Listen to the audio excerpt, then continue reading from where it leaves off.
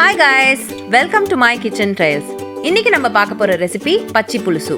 இது வந்து ஒரு ஆந்திரா ஸ்பெஷல். இது பண்றது ரொம்ப easy and it's very tasty too. எப்படி பண்றதுன்னு பார்க்கலாம் வாங்க.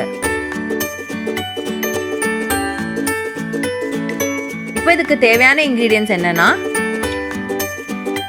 tamarind. இது வந்து ஒரு 15 to 20 minutes வாட்டர்ல நீங்க முன்னாடியே soak பண்ணி வச்சிருங்க. Some chopped coriander and curry leaves, chopped onions, 2 green chilies, 1 spoon jeera, salt and 1 spoon of jaggery, oil, curry leaves and red chilies. இப்போ அந்த green chilies சென்டர்ல ஸ்லிட் பண்ணிக்கோங்க. இப்போ நம்ம ரெண்டுத்தையும் சுட போறோம். ஸோ அதனால ஸ்லிட் பண்ணாதான் வெடிக்காது ஹீட்ல.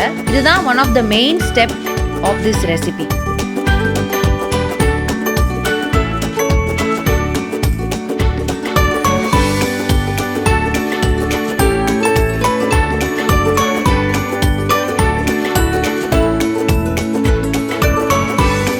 ஸ்டவ்வை ஆன் பண்ணிட்டு ரெண்டு சைடும் திருப்பி போட்டு அது பிளாக் ஆகிற வரைக்கும் நம்ம அதை சுட போகிறோம்.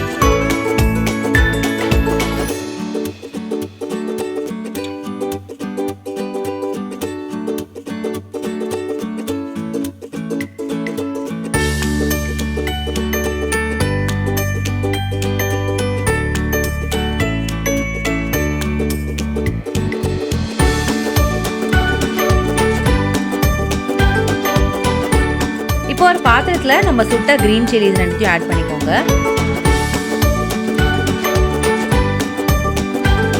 And chopped onions, coriander and curry leaves எல்லாத்தையும் ஆட் பண்ணி இப்போ நம்ம நல்லா பிசைய போகிறோம் ஒரு 5 மினிட்ஸ்க்கு. இதுதான் another important step இந்த ரெசிபியில்.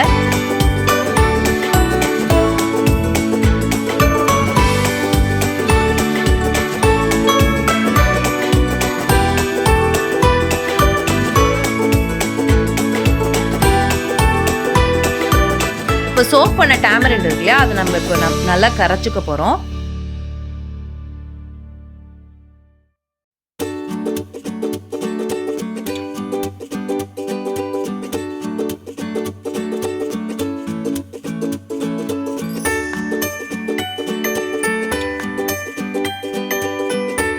இப்போ அந்த கரைச்ச டேமரிண்டை நம்ம ஒரு ஃபில்டர் யூஸ் பண்ணி ஆட் பண்ண போகிறோம்.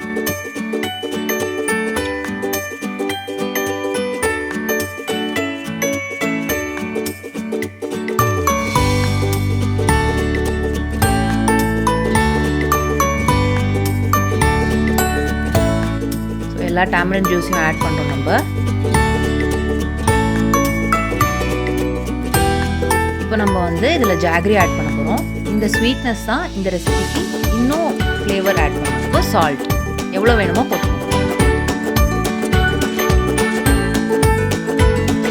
நல்லா மிக்ஸ் பண்ணுறதுக்கு முன்னாடி நம்ம எக்ஸ்ட்ரா வாட்டர் ஆட் பண்ண போகிறோம்.